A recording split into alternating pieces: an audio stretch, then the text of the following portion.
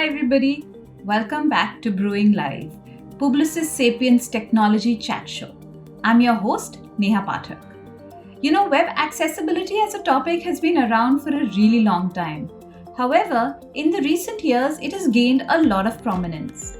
The biggest driving factor is that while there are so many websites that are not accessible, especially to people with disabilities, there are really no guidelines which dictate the difference between an accessible website and an inaccessible one in most countries, causing a lot of confusion.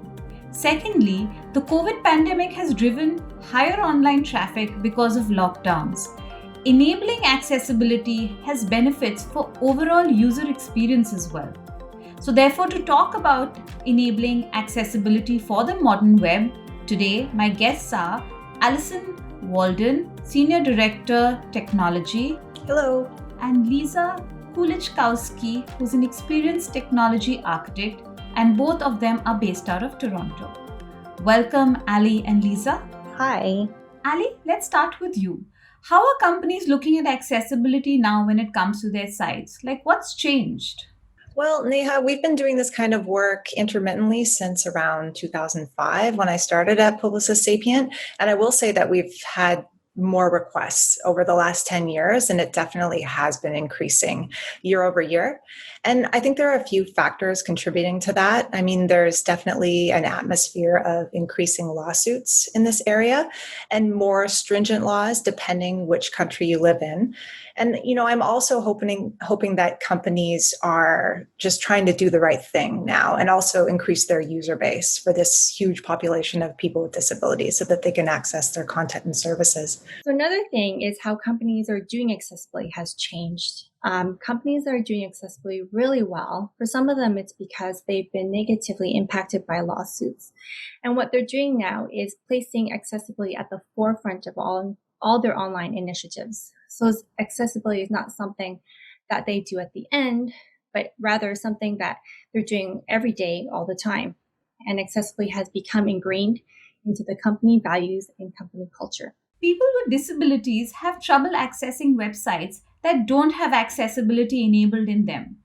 Could you talk to us about some of the problems that they could possibly face while visiting, say, a retail site? Sure, Neha, that's a great question.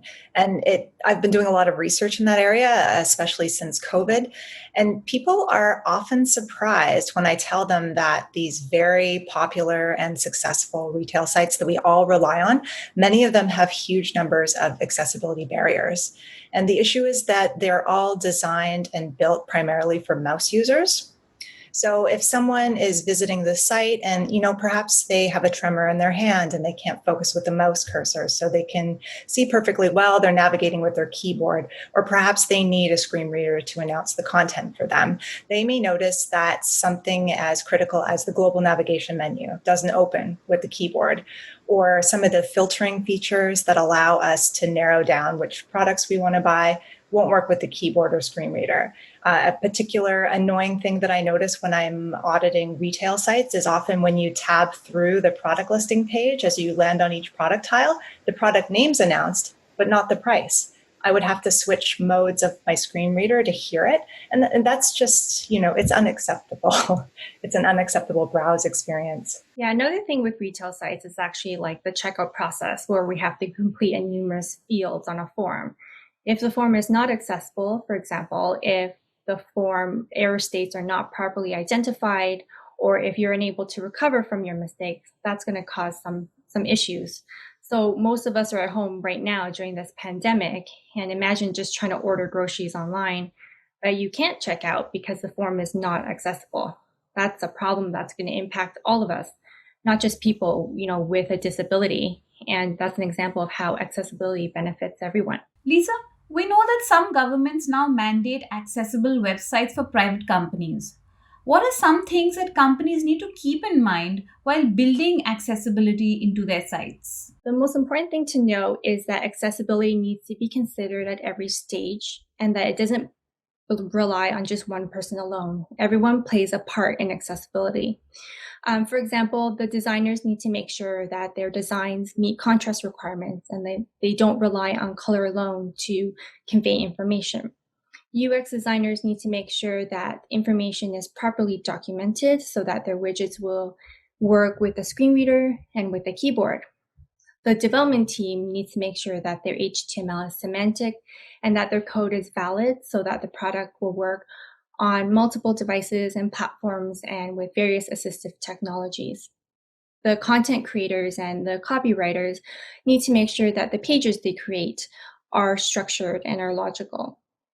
And finally, the QA team needs to be aware of all the guidelines and know how to use testing tools so they're able to test for accessibility.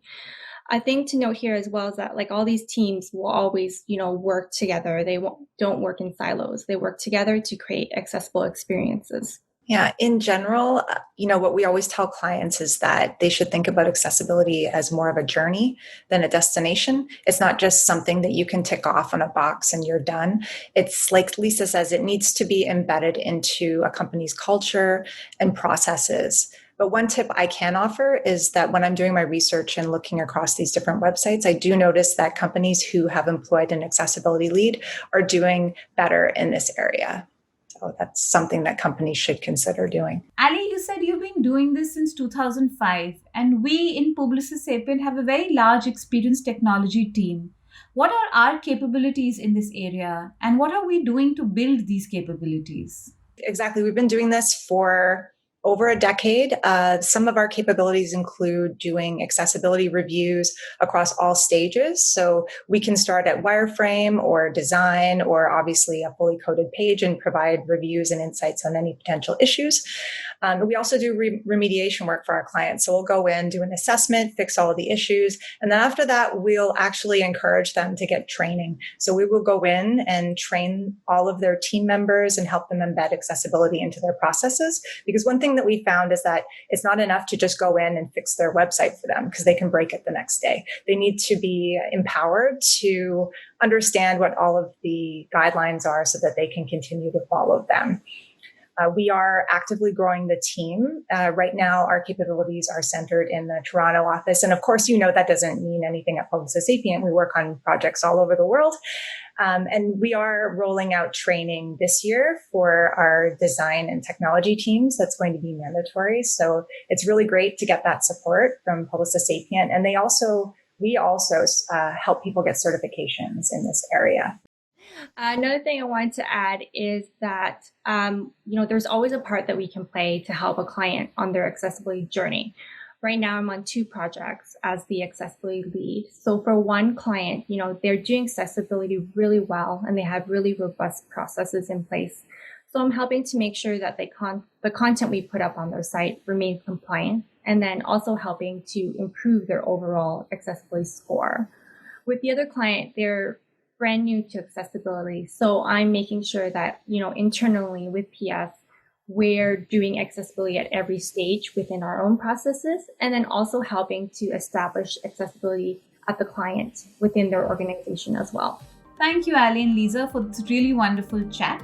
If you like this video, do subscribe to our channel, The How Channel. This is Neha Pathak, signing out.